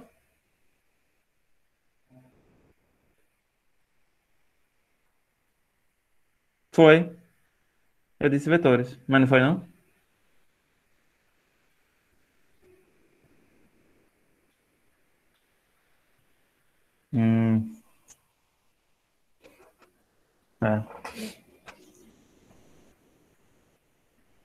Entendi. Na verdade, esse problema, ele é bem interessante você perceber isso, né? Porque, em geral, é o caso geral, né? Você tem um polígono regular de n lados, você quer calcular a distância Por exemplo, vamos olhar aqui. Se você quiser calcular, por exemplo, essa distância, você teria que usar a potência de ponto, né? Potência do ponto P. Aí, PA1, PO, né? É igual a... Caso eu teria que traçar uma reta tangente aqui, talvez. Mas eu acho que dá para pensar nesse problema por potência de ponto, talvez. É uma outra solução, eu acho. É meio natural pensar vetorialmente nesse sentido, porque você acaba... veja, pensar vetores em um problema de matemática usar não necessariamente as propriedades vetoriais, de produto escalar, produto vetorial, mas pensar por vetores, assim, em muitos problemas de geometria, a dica que eu vou dar a vocês aqui também, vocês que estão vendo pela primeira vez, pensar em problemas de matemática vetorialmente também é uma boa pedida, tá certo? É uma boa pedida. Eu não sei se vocês já pensaram em problemas de geometria analítica, em problema de geometria que vai para a geometria analítica. Os problemas de geometria que vão para a geometria analítica geralmente são densos, gigantes. E aí dá um trabalho. A geometria analítica ela é boa, mas dá trabalho, negão, dá trabalho. E aí você tenta trazer o problema de geometria para a geometria analítica, dá trabalho. Muitas vezes acontece com os vetores também. Então, pensar vetorialmente às vezes dá trabalho. Mas, veja, você tem uma ferramenta que é a ferramenta complexo e a ferramenta vetorial. Se você casar as duas, talvez dê menos trabalho. Muitas vezes dá menos trabalho, tá certo? Tá certo? Então, o problema 3, que eu vou mostrar a vocês agora, ele é um problema que eu, a priori, pensei muito, assim, deu muito trabalho mesmo, assim. Depois que deu muito trabalho, que eu vi que dava certo, eu fui tentar pensar em outras coisas, tá certo? Mas dá muito trabalho, assim, dá muito trabalho, sai, tá certo? Sai, mas dá trabalho. Mesmo usando os argumentos vetoriais, mesmo usando os argumentos de complexo, tá certo? Então, você tem que notar algumas minúcias na figura para poder solucionar o problema, que eu acho que só vai dar tempo para resolver ele aqui agora, eu acho, né? Vamos tentar, vamos falar, qualquer coisa, a solução do último, eu deixo para vocês estudarem, qualquer dúvida, vocês veem aí, tá certo? Mas é importante a gente tentar entender esse problema 3, tá certo? Olha, esse problema 3 é um problema do Use Team Selection Test, assim, porque não sei se vocês sabem, mas existe a Olimpíada Internacional de Matemática, chamada IMO, né? É uma das competições mais antigas de matemática do mundo, acho que começou em 1950, eu acho. 57, eu não sei. É uma das competições mais antigas do mundo, e o Brasil todo ano manda uma equipe, né? São seis estudantes de ensino médio, tá? 6 estudantes de ensino médio para essa competição de matemática. Geralmente em algum lugar do mundo, né? Assim, funciona com quase todos os países, etc. É uma competição muito grande que é uma semana, assim. Na verdade, são 2 dias de prova, mas eles têm uma semana de atividades, assim. É bem interessante. Eu cheguei em 2017, o Brasil sediou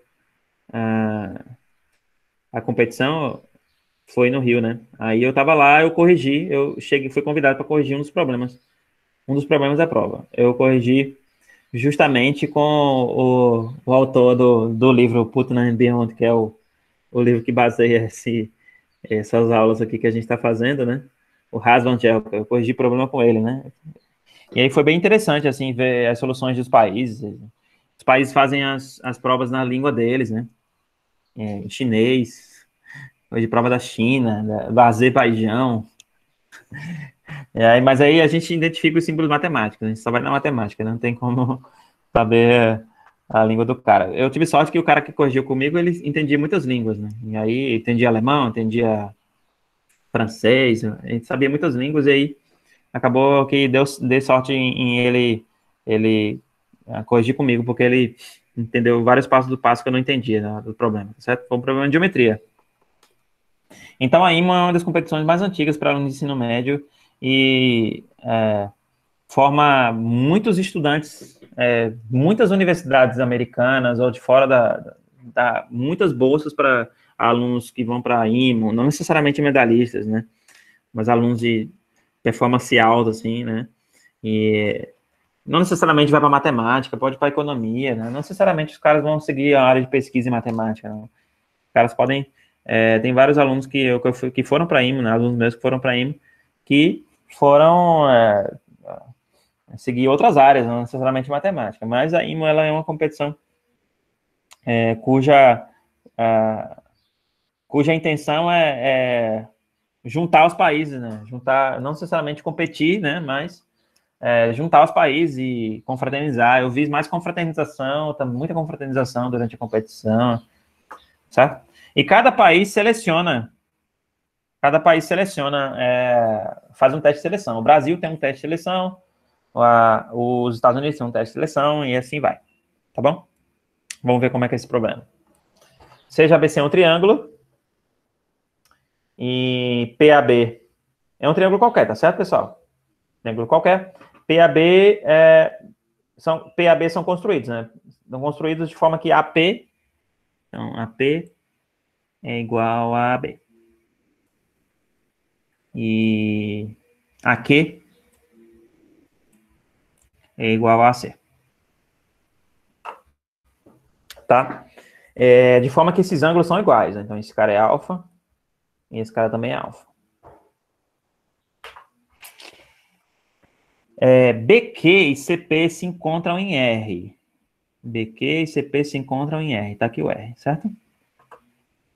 Seja O circuncentro de BCR. Então, a BCR é um triângulo obtuso, né? E o circuncentro está fora desse triângulo, tá certo, pessoal? Então, tem uma circunferência aqui cujo centro... não vou poluir a figura, mas tem uma circunferência aqui cujo centro é o O, tá certo? Que circunscreve o BCR. E aí ele quer que você mostre que as retas AO, essa reta aqui, é ortogonal à reta PQ.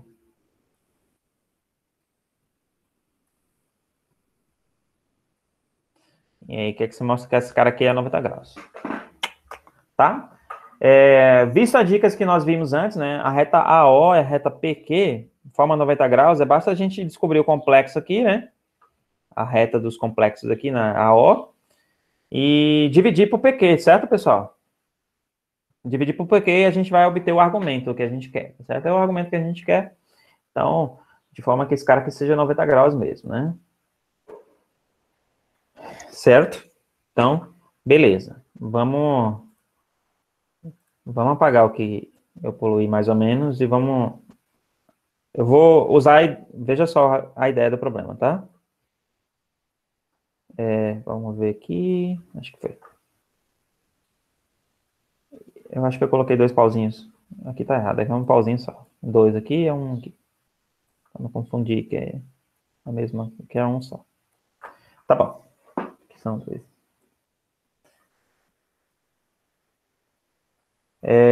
Note o seguinte, veja só. Primeira coisa, você tem que escolher uma origem, tá? Eu vou escolher a origem aqui, o 00 aqui no A. Esse aqui vai ser a minha origem. Esse é o 00. Tá bom? Agora vamos lá. Vamos brincar um pouquinho. Ó, esse cara é alfa, certo? Eu vou olhar só para ele, tá? Veja. Observe o triângulo APC. Tá vendo? Se você girar o triângulo APC alfa graus no sentido anti-horário, ele vai coincidir com o ABQ, certo? Ou seja, o triângulo APC é obtido pela rotação de alfa graus em torno de desculpa, o triângulo ABQ é obtido pela rotação de alfa graus em torno de A do triângulo APC, certo? Então, esse cara é alfa, esse cara é alfa. Então, moral da história. O ângulo entre as retas, o ângulo formado pelas retas PC e BQ é alfa, certo? Então, esse cara é alfa. Tudo bem? Veja, tem um círculo aqui passando por eles. E esse alfa é a soma, porque é ângulo externo do triângulo BCR, é a soma desses dois. Tem uma circunferência aqui, ó. Deixa eu... Meu Deus. Agora pipoca. Uau. Tá horrível, mas tudo bem. Deixa eu apagar umas coisas aqui pra vocês perceberem. Da aula de geometria online é interessante. Ó, veja. Eu acho que eu vou jogar uma setinha aqui. Olha aqui. Esse cara é alfa. E esse cara é a soma desse mais esse. Esse cara aqui enxerga o arco BR. E esse cara aqui enxerga o arco RC. Em particular, esse cara aqui é BR sobre 2. E esse cara aqui é o arco RC sobre 2. Só que esse ângulo aqui é ângulo central. Correto, pessoal? Como é ângulo central, é 2 vezes isso aqui. 2 vezes BC. Desculpa, pessoal. Esse ângulo central aqui, na verdade, é igual a BC. Ele é ângulo central é igual a BC. E como esse ângulo aqui é RC mais RB, tudo bem? Ó, esse ângulo aqui é RC mais RB. E RB e RC são 2 vezes esses ângulos aqui, tá certo, pessoal? Moral da história, esse cara aqui é 2 alfa. Certo? Não. Conclusão, tá certo? Se eu tiver essa figura aqui, rotacionar o triângulo APC, alfa graus, alfa radiano, não sei, em torno de A, vai encontrar exatamente o ABQ. Correto? E o ângulo formado pelas retas PC e BQ é alfa. Como esse ângulo formado pelas duas retas BC e BQ é alfa, ele é ângulo externo do triângulo BCR, que é a soma desses dois. Esse arco aqui é 2 vezes esse ângulo. Esse arco aqui é 2 vezes esse arco aqui, ó, BR, é 2 vezes esse ângulo. E esse ângulo central é o arco BC. Então, o ângulo central é 2 alfa. Tudo bem, pessoal? Agora vem a parte legal. Olhe para o triângulo BCO. Certo? Vamos olhar para ele aqui. Vamos usar a ideia do João aqui agora, hein? A ideia trigonométrica. Um pouquinho, né? Esse cara é 2 alfa. Esse cara é 2 alfa aqui. Opa. Vou traçar a altura aqui, certo? Traçar a altura desse cara. Esse cara é R. Aliás, nem precisa, mas tudo bem. Não precisa da altura, não. Tudo bem. Esse cara é R, esse cara é BC, certo? Veja, pela lei de cossenos, você tem como determinar BC em função de alfa e R, certo? Aqui é um R. E aí, se você fizer as contas, já para antecipar aqui, senão vai passar do tempo, BC é igual a... O arco BC não, o segmento BC é 2R seno de alfa. Esse R ficou estranho. 2R seno de alfa. Ops. 2R seno de alfa.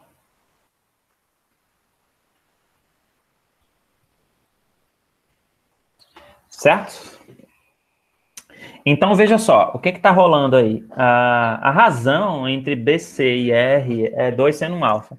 Ou, se você quiser, a razão entre R sobre BC é 1 sobre 2 seno alfa. Certo, pessoal? Em particular, como eu estou traçando essa altura aqui, e aí a altura divide na bissetriz, aqui é alfa, esse cara é 90 menos alfa. O que eu posso garantir? Isso aqui é 90 menos alfa, certo? O que eu posso garantir aí, pessoal? Eu posso garantir que o argumento Aqui é o O, né? Vou chamar isso aqui de... O O tem coordenadas complexas Z, tá bom? Tá? Então, se eu fizer, por exemplo, vim de argumentos anteriores, nos problemas anteriores, que a gente está cansado de fazer, se eu fizer, por exemplo, o argumento de Z menos C dividido por B menos C, você sabe que é π sobre 2 menos alfa, que é o que a gente está mostrando aqui, certo? O ângulo formado por ZC e BC é 90 menos alfa. É isso que eu estou dizendo aqui, ó. O argumento é π sobre 2 menos alfa. Então, veja só. Como o argumento de Z menos C sobre B menos C é π sobre 2 menos alfa, o Z menos C é um complexo, olha que legal isso aqui. O Z menos C sobre B menos C é um complexo do tipo um número, vou chamar de A, vezes E elevado a I π sobre 2 menos alfa. Deixa eu apagar aqui, foi errado. I π sobre 2 menos alfa. Opa. Aqui. I. Eu vou colocar 90 menos alfa, tá bom, pessoal? Vamos fazer aqui assim. Veja que legal. Esse cara, veja, esse cara aqui, esse complexo aqui é um módulo dele vezes E elevado a I 90 menos alfa, porque a gente sabe que o argumento dele é esse. Só que você sabe que A é esse. Se você tem uma razãozinha aqui, esse A aqui é o módulo, certo, pessoal? É o módulo desse complexo aqui, ó. Z menos C sobre B menos C. Que é obtido como? Através dessa relação que nós temos aqui, ó. Veja, o módulo desse cara aqui, que é o BC, é 2R seno alfa. Desculpa, pessoal. O módulo de BC, a medida de BC é 2R seno alfa, tá certo, pessoal? Então, se eu pegar, por exemplo, o Z menos C, que equivale a esse vetorzinho aqui, e o BC, que equivale a esse vetorzinho aqui, se você comparar um módulo com outro, que é comparar o módulo de BC com R, tá certo? Comparar o módulo de BC com R, ou R com BC, no caso, né? Porque nessa razão aqui é R, né? R, né? Z menos C é R, e comparar com BC, se você quiser comparar R com BC, a razão entre os módulos vai ser o A. E quem é o A? Se você comparar R com BC, se você R dividido por BC, vai ficar o quê? 1 sobre quanto? 1 sobre 2 seno alfa. Então, esse A aqui é justamente o 1 sobre 2 seno alfa, que é a razão entre os módulos de ZC e BC, digamos assim. Você faz um fator de correção, né? Porque é como se fosse um fator de correção. Você não tem que BC é igual a R. E o fator de correção, né, é o 2 seno alfa. Certo? É uma contração que você está fazendo, tá bom? Porque o BC é maior que o R, tá certo? Você está fazendo uma contração. Aí, quando você substituir aqui, ó, no lugar do A, você colocar 1 sobre 2 seno alfa. E aí, se você fizer as contas, né, é claro que eu omiti as contas aqui. Não. Eu omiti as contas aqui, mas você pode conferir. Vai dar, para dar tempo aqui, pessoal, é B menos C sobre 1 menos E elevado a 2 e alfa. E aí, você sabe também que o P, quem é P, né? P é uma rotação de B no sentido horário. Então, vai ficar B vezes, eu chamei de B vezes E elevado a I menos alfa. E o Q é uma rotação de C. O Q é uma rotação de C no sentido anti-horário, no sentido trigonométrico aqui positivo, vai ficar C vezes E elevado a I alfa. Aí daí eu quero calcular o ângulo formado entre essas duas retas QP e AO. E o A é a origem, né? Então é o argumento, né? Quando eu dividir Q menos P sobre Z menos zero, dá E elevado a I alfa menos E elevado a menos alfa. Isso aqui, o argumento disso aqui, bom, quando você fizer as contas, só vai sobrar a parte imaginária. E todo o complexo está na parte imaginária. Eu estou supondo que o alfa é agudo, tá certo, pessoal? Se o alfa for agudo, isso acontece, tá? Pela figura, talvez sim, né? Mas ele deveria ter dito que o alfa é agudo. Enfim. Estou supondo que o alfa é agudo, se o alfa for agudo, e aí beleza. Quando eu jogar aqui um complexo e o conjugado dele, vai sumir a parte real, só vai ficar a parte imaginária. E essa parte imaginária tem um valor positivo, porque o alfa é agudo, eu estou supondo que o alfa é agudo. E todo complexo que tem parte imaginário puro, ele tem argumento π sobre 2. Que é o que nós queríamos. Tá bom? Eu acho que por hoje... Cleuber, só o João que colocou uma perguntinha ali. Fala, João.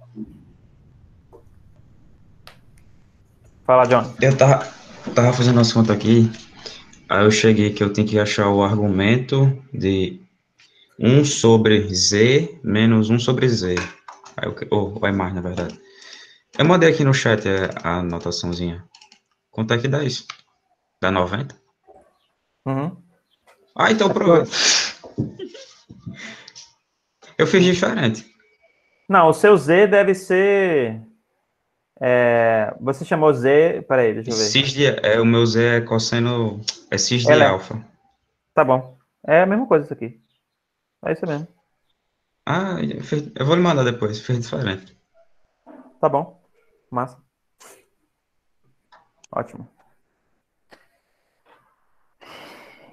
É isso, pessoal. Eu acho que por hoje foi. Eu tô cansado, vocês. Alguém quer fazer alguma pergunta?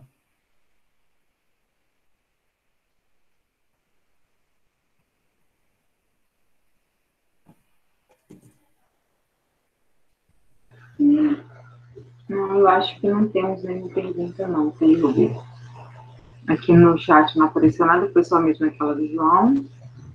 Né? Então, pessoal, assim, todo o material vai estar disponível no Drive, né, que eu já coloquei aqui para vocês.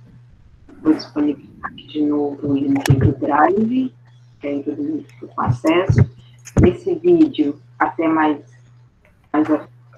fim do dia, também já vai estar disponível lá no Drive, que de repente depois, um pouco mais de calma, vocês vão querer rever para poder entender melhor as soluções, refazer as questões e rever cada solução, né? Então, vai estar todo o material lá. O vídeo da primeira aula já está disponível lá.